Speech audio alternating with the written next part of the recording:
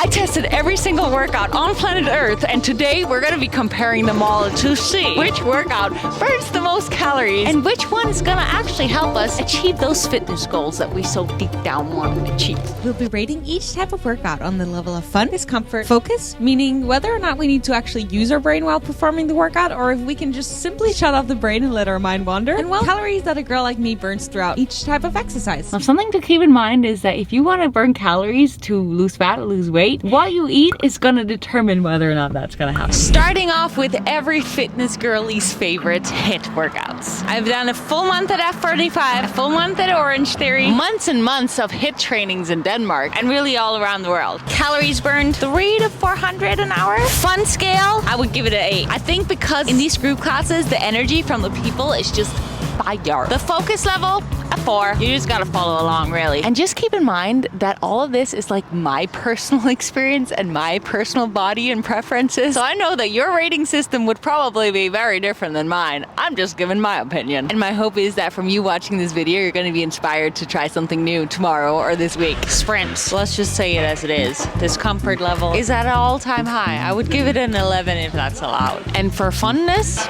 we're giving it a 1. I have to be in a very special mood, like actually feel like sprinting. Like I need to have some aggressions inside of me that I need to get out of me. That's the only thing that would make me want to sprint. But the thing about sprinting is that once I have done it, I feel so freaking strong and powerful. And for calories, I burn about 100 calories for every 10 minutes that I sprint. That's like the quickest calorie burn I've ever experienced or come across. Boxing. People are boxing in there. If I was trying to knock someone out in the ring, I'm pretty damn sure boxing would be my number 1 when it comes to calories burned. I'd really do my best to not get punched in the face. But whenever I've taken a boxing class, I've burned between 300 to 400 calories for an hour. I've had so much fun. I would give it a 7.5. The level of focus has been high. I would actually give it a 9. Those punches are not easy. Now, since I haven't actually been in a fight and been punched in the face, the level of discomfort has not been more than a 6, but I'm sure it could very easily increase to a 10 if I was in a boxing match for real. Maybe that's a challenge I should take on. And for body recomp, I'm pretty sure boxers weight train as well. So I'm sure there's some muscles that is gonna be built, but I would give it a 5, having absolutely no idea if that's accurate. Yoga. Incredible. Improved strength, balance, and flexibility. I actually used to come to this yoga studio every single day. Not every single day, 5 days a week for a full year. I think yoga is incredible for us to reach our fitness goals because it just helps connect us with our deepest core and grounds us and calms the mind. And I don't know about you, but I'm someone who can tend to eat my emotions away. If I feel stressed or not fully connected with my body, it can be very easy to open the drawer and grab a delicious snack over and over and over and over again instead of actually dealing with the issue. But with yoga, when you're connected to yourself, you can actually take care of the issue rather than eating the emotions away. Yoga for burning calories, I'm typically at around 70 to 150 for a full hour. Fun level, I give it a 6. It's not that fun, but it feels so incredible afterwards. Focus level,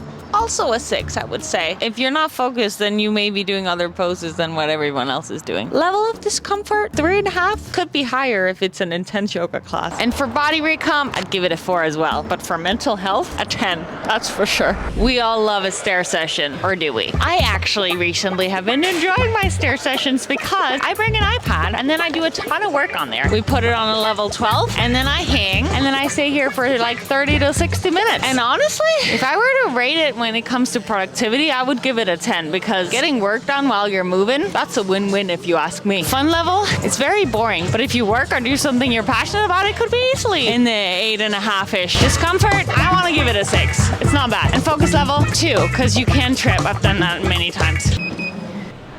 Now we gotta talk about my favorite form of transportation. Rollerblading, cycling, and walking. I typically burn about 150 to 250 an hour for those kind of things. And even though it's my favorite form of transportation, we give it a 5 on the funness level. But it is incredible to calm the mind. We don't need to be that focused. It doesn't feel that uncomfortable unless you're in a hurry. And even though it's not the best for body recomp anyway, I'm still a big fan. Massive fan. We have made it to Millennium Dance Complex. I can't point.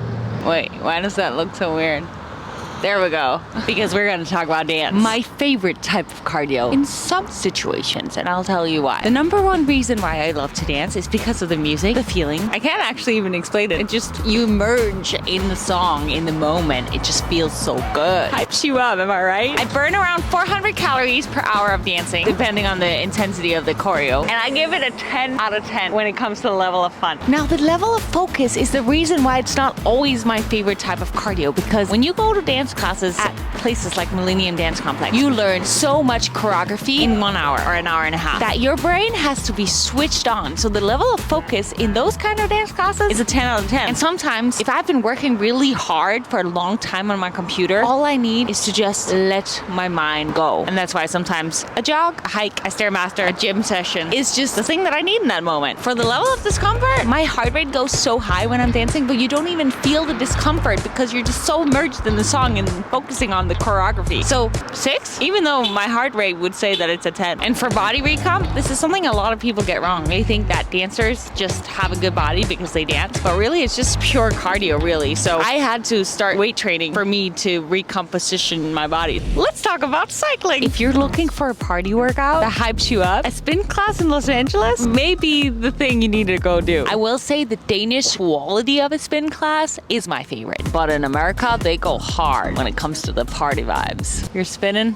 Because we're talking about spin classes? Is that what you're doing, camera? According to my calculations, I burn about 420 calories for an hour spin class. Fun level? I would say 7. Focus level? 3. You don't have to be that focused. Discomfort level? As per usual, depends on how hard you're pushing yourself, but I would say it's pretty tough. An 8, maybe? If you haven't taken a spin class in a while, maybe this was your sign to go do that. Or if not that, then maybe What you need is to jump in some water and go for some swimming. Now, I have absolutely no qualifications to rate this, because even though my mom was basically a professional swimmer in her younger years, I am pretty much just a turtle in the water. But I enjoy it. I love it. It feels nice. Now, according to my Apple Watch, it says that I burn 500 calories in an hour, but I don't understand how that can be true, because my heart rate doesn't go nearly as high as when I do other types of exercise. When it comes to jogging, I'm typically at a 250 calories per every 5K I do. It's fun in the sense that it helps clear the mind, but you don't need to stay very focused. It's not that uncomfortable unless you're jogging very fast. But I'm still a fan, and same goes with hiking. I typically burn about 200 calories for 1 full hour of this hike that I always go to here in LA.